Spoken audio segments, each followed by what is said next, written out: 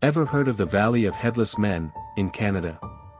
Situated within the rugged Northwest Territories of Canada, well over 300 miles from the nearest city, Yellowknife, sits a national park reserve called the Nahanni Valley.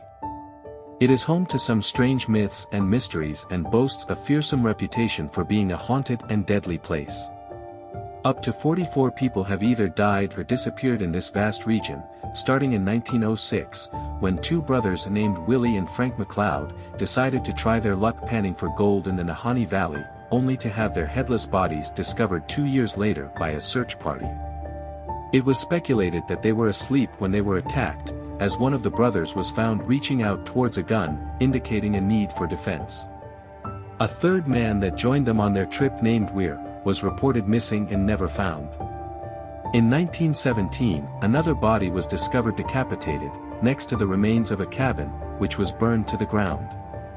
The body was identified as a Swiss prospector, named Martin Jorgensen, and according to his journal, he struck gold in the vicinity, before ending up beheaded.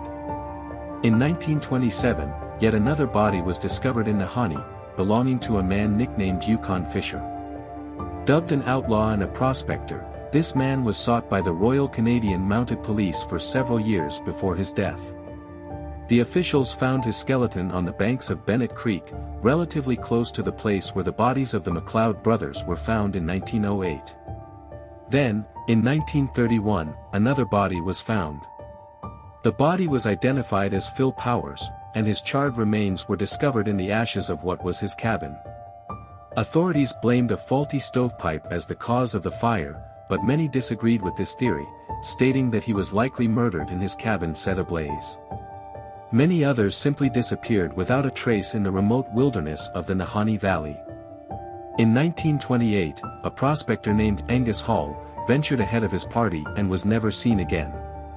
Another pair of prospectors, Joe Mulholland and Bill Epier, disappeared in 1936, and for many years they were searched for, but never found.